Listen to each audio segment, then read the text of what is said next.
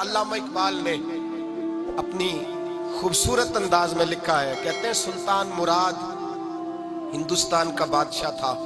اقبال نے لکھا ہے، اقبال کہتے ہیں اس نے ایک مستری کو بلایا مسجد بنانے کے لیے، کہا اس طرح کی بنانا میرا دل خوش ہو جائے۔ معمار نے، مستری نے مسجد بنائی، بادشاہ سلامت کو پسند نہ آئی تو بادشاہ سلامت نے اس مستری کا ہاتھ غصے سے کاٹ ڈالا، پوچھ کوئی نہیں نہ سکتا۔ وہ سیدھا قاضی کی عدالت میں کٹا ہوا ہاتھ لے کے گیا اور قاضی کے دروازے پہ جا کے کہنے لگا میں پوچھ سکتا ہوں آپ کس کا کلمہ پڑھتے ہیں؟ پوچھ سکتا ہوں؟ تو قاضی کہتے ہیں میری کرسی بھی کانپنے لگی اور جس کمرے میں بیٹھا تھا وہ کمرہ بھی کانپنے لگا۔ میں نے کہا سوالی تو بات کر، کہانی پہلے بتاؤ کلمہ کس کا پڑھتے ہو؟ تو قاضی کہتا ہے میری آنکھیں برس پڑی۔ میں نے کہا میں اس کے کلمہ پڑھتا ہوں جو دنیا میں بھی میرا وارث ہے، قیامت میں بھی وہی میرا والی بنے گا۔ جو دنیا اور آخرت میں میرا والی ہے، میں مصطفیٰ کا کلمہ پڑھتا ہوں۔ تو کہنے لگے ہاں اس لیے تجھ سے یہ بات کہلوائی ہے کہ کہیں تو بادشاہ کا تو کلمہ نہیں پڑھتا، معاذ اللہ، تو قاضی عدالت میں بیٹھا ہے کرسی پہ، اس کا کلمہ تو نہیں پڑھتا؟ کہا نہیں میں مصطفیٰ کا۔ پھر دیکھ میرا ہاتھ کٹ گیا ہے، اب تو بتا کہ تو بادشاہ سمجھ کے معاف کرے گا یا رسول اللہ کا دین سمجھ کے نافذ کرے گا؟ ڈاکٹر اقبال کہتے ہیں وہ قاضی نے حکم جاری کیا کہ فوراً بادشاہ کو بلایا جائے۔ ہندوستان کا فرما روا پیغام گیا تو کانپتا ہوا آیا، قاضی نے سامنے کھڑا کیا، ایک طرف بادشاہ اور ایک طرف وہ معمولی معمار مستری کام کرنے والا۔ تو قاضی گرجدار آواز میں کہنے لگے بادشاہ تو بتا، اس کا خون سرخ ہے تو تیرا سرخ نہیں؟ اس کے بازو پہ گوشت ہے تو تیرے بازو پہ نہیں؟ اسے درد ہوتا ہے تو تجھے نہیں ہوتا؟ یہ تو نے کیا حرکت کی؟ بادشاہ کی گردن جھک گئی۔ قاضی کہنے لگے پکڑو اس کو باہر لے جاؤ اور اس کا بازو کاٹ دو، اس کا بازو کاٹ دو۔ ڈاکٹر اقبال کہتے ہیں جہاں کانپ رہا تھا سارا کچھ، وہاں خوشی کے شادیانے بجنے لگے۔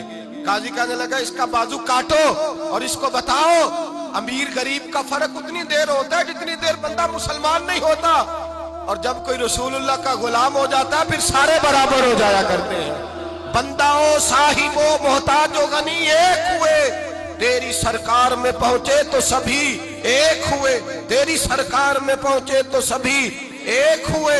اور اپنی ملت پر قیاس اقوام مغرب سے نہ کر، خاص ہے ترکیب میں قوم رسول ہاشمی، لے جاؤ کاٹو اس کا بازو۔ اقبال کہتے ہیں جب باہر لے جایا گیا بادشاہ کو تو بادشاہ نے گردن جھکائی۔ وہ مستری کہنے لگا تو نے گردن کیوں جھکا دی ہے، اب کیا ہوا؟ تو بادشاہ سلطان مراد آنکھ کھول کے کہنے لگا بھول گیا تھا، غلطی ہو گئی تھی، بادشاہی کے تکبر میں آیا تھا، وہ جو تیرا ہاتھ کاٹا ہے وہ تکبر سے کٹ گیا ہے، اور یہ جو گردن میں نے جھکا دی ہے یہ میں نے اپنے نبی کے دین کی حد کے نیچے جھکا دی ہے، حضور کے قانون کے نیچے جھکا دی ہے، یہاں سزا لوں گا وہاں شرمندہ نہیں ہونا چاہتا۔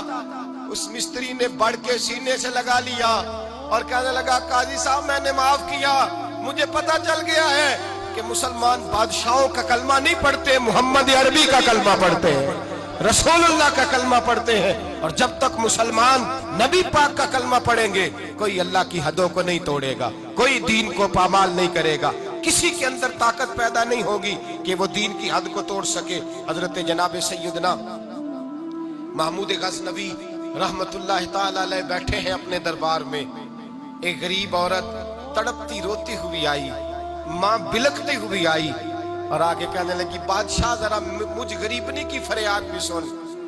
بادشاہ نے کہا جلدی سے بلاؤ، کہیں اس کی چیخیں کوئی زلزلہ برپا نہ کر دیں۔ قریب آئے، کیا بات ہے؟ کہنے لگی کوئی شاہی خاندان کا نوجوان ہے، میں بیوہ عورت ہوں، ہندو مذہب سے تعلق رکھتی ہوں، میری 4 بیٹیاں ہیں، کوئی بادشاہ کوئی شاہی خاندان کا نوجوان ہے، سپاہیوں سمیت آتا ہے، شراب کے مٹکے لاتا ہے، میرے گھر میں گھستا ہے، میرے پاس اور تو کوئی شے نہیں، ایک عزت ہی ہے۔ جب وہ جوان بیٹی کی طرف دیکھتا ہے تو میں سوچتی ہوں اب دنیا میں بچا کیا ہے۔ بادشاہ میں بڑی مشکل سے تجھ تک پہنچی ہوں، میں اگرچہ ہندو ہوں پر میری فریاد رسی کون کرے گا؟ سلطان محمود غزنوی کہنے لگے تو جا، اور میں نے اپنے سارے سپہ سالاروں کو سپاہیوں کو حکم دے دیا ہے آئندہ جب تو آئے گی تو تجھے رات کا وقت بھی میرا دربار کھلا ملے گا، جیسے ہی وہ تیرے گھر آئے فوراً پہنچ جانا، آ کے اطلاع دینا۔ رات کا سناٹا، وہ غریبنی پھر تڑپتی ہوئی چیختی ہوئی آئی، بادشاہ ذرا جلدی کر غریب کی عزت لٹ نہ جائے، ذرا جلدی نکل، دیکھنا کوئی سرمایہ آج ختم نہ ہو جائے۔ بادشاہ خود اٹھے، تلوار پکڑی، گھر میں گئے، دیا جل رہا تھا، دیا بجھایا۔ اب بادشاہ نے اللہ اکبر کہا اور شاہ میں زرق برق نوجوان کی گردن پر جب بادشاہ نے تلوار ماری، لڑک کر کے گردن دور گری۔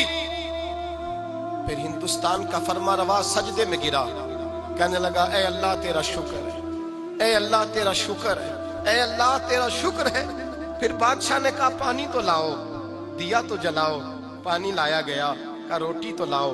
خشک روٹی کے چند ٹکڑے بادشاہ نے کھائے، 1 گلاس پانی کا، 2 گلاس پانی کے، 4 گلاس پانی، 2 جگ بادشاہ پانی کے پی گیا۔ اور پھر روتا ہوا جب اٹھا تو بی بی کہنے لگی بادشاہ تیرا شکریہ، پر مجھے سمجھ نہیں آئی اس رنگ کی، دیا کیوں بجھایا ہے، سجدہ کیوں کیا ہے، پانی کیوں مانگا ہے؟ تو بادشاہ کہنے لگا بی بی بس تیرا کام ہو گیا، تو چھوڑ۔ کہنے لگی ذرا بتا تو صحیح، تجھے واسطہ اس رسول کا جس کا تو نے دین نافذ کیا ہے اور جس کے کہنے پر تو نے غریبنی کا کام آج اس کی عزت کو لٹنے سے بتا تو صحیح۔ تو بادشاہ کہنے لگا ایک کی بہن ہے اور یہ جو تیرے گھر آیا تھا یہ اسی ایک بہن کا بیٹا ہے اور اکلوتا بیٹا ہے۔ تحقیق کی تو پتا چلا میرا اپنا بھانجا یہ ظلم کر رہا ہے۔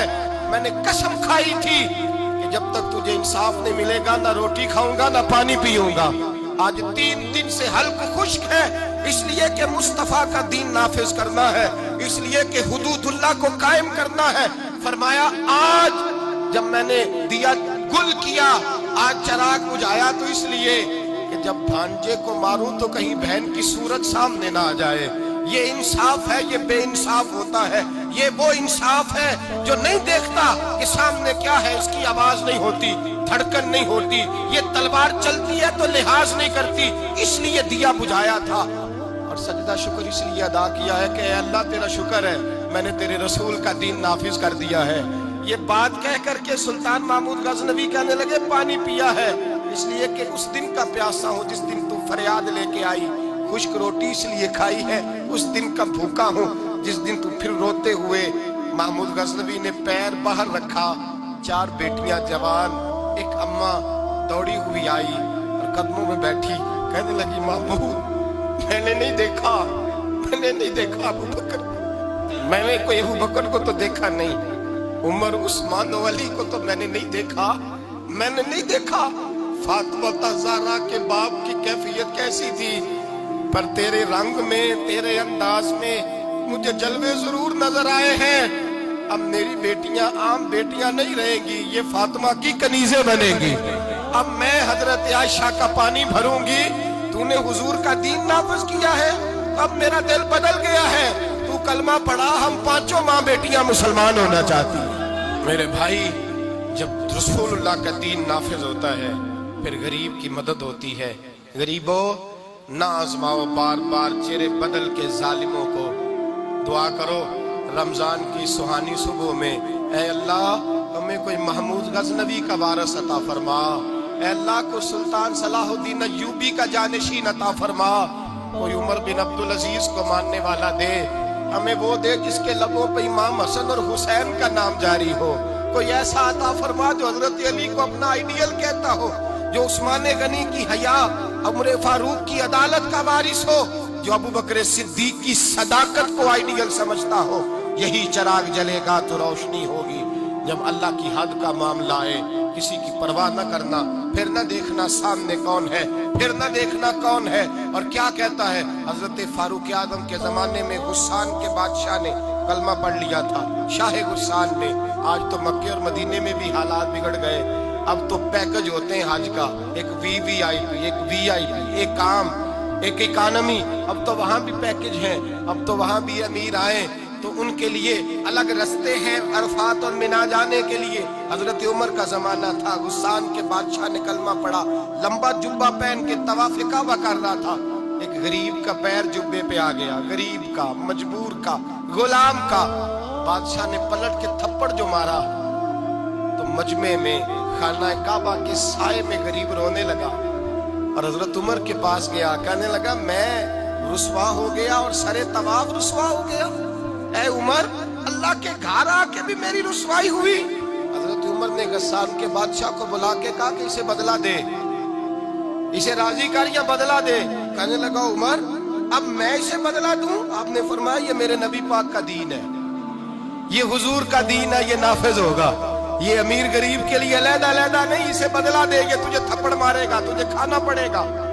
اس نے کہا اگر میں ایسا نہ کروں تو آپ فرمانے لگے پھر میں عمر ہوں، پھر میں عمر ہوں، پھر میں تجھ سے کرواؤں گا، تجھے کرنا پڑے گا، تجھے یہ کرنا پڑے گا، میں کرواؤں گا۔ حضرت سیدنا عمر فاروق نے کہا ایک رات کا وقت ہے تیرے پاس، یا اسے راضی کر لے یا سویرے اسی طرح طواف ہوگا، اسی طرح مجمع ہوگا، اور طواف کی اس جگہ جہاں تو نے تھپڑ مارا تھا یہ تجھے تھپڑ مارے گا، اور سارا زمانہ دیکھے گا کہ رسول اللہ کا دین کیسے نافذ ہوتا ہے۔ تجھے تھپڑ کھانا پڑے گا، مار کھانی پڑے گی۔ اللہ اکبر۔ جب سیدنا فاروق اعظم نے اسے یہ کہا، ایک رات سوچنے کا وقت لیا، اس نے راتوں رات سامان اٹھا کر کے واپس بھاگ گیا، عیسائی ہو گیا۔ ایک آدمی نے کہا عمر اتنا بڑا بادشاہ تھا، اس کے پیچھے کتنے لوگ مسلمان ہوتے، مال خزانہ میں کتنا نفع آتا، یہ ہوتا وہ ہوتا۔ حضرت عمر کہنے لگے چپ کر جاؤ، نہ مال چاہیے، نہ زیادہ تعداد چاہیے، نہ بادشاہ چاہیے، ہمیں تو اپنے مصطفیٰ کا دین چاہیے، ہمیں تو رسول اللہ کا دین چاہیے، اس سے زیادہ ہمیں کسی چیز کی حاجت نہیں۔ بھائی یہی چراغ جلے گا تو روشنی ہوگی۔ رسول اللہ کے دین کی حد کے معاملے میں کسی کی پرواہ نہ کریں۔ جب آپ کو واضح قرآن کی آیت مل جائے، جب حدیث مبارکہ واضح مل جائے، پھر اپنی رائے پہ پھر اس پر اپنی رائے کو نہ ڈالیں، تھوپے نہ، پھر یہ نہ دے کہ میں نے گھر بچانا ہے، میں نے فلاں چیز بچانی ہے۔ بس اللہ تبارک و تعالیٰ کی حد کا جہاں معاملہ ہے، میں نے شروع میں کہا تھا ہر رشتہ توڑ دو، ہر تعلق توڑ دو، اپنا آپ بھی ٹوٹتا ہے تو توڑ دو، لیکن دیکھنا کہیں رب رسول کی حد نہ ٹوٹنے پائے۔ یہ حد کبھی نہیں ٹوٹنی چاہیے۔ دین اسلام کی جو حدود اللہ اور اس کے رسول نے متعین فرمائی ہیں ان کو کبھی نہیں ٹوٹنا چاہیے۔ دعا ہے خالق کی بارگاہ میں اللہ تعالی ہمیں اپنے محبوب کے دین کی حفاظت کی توفیق عطا فرمائے۔ آخر دعوانا ان الحمدللہ۔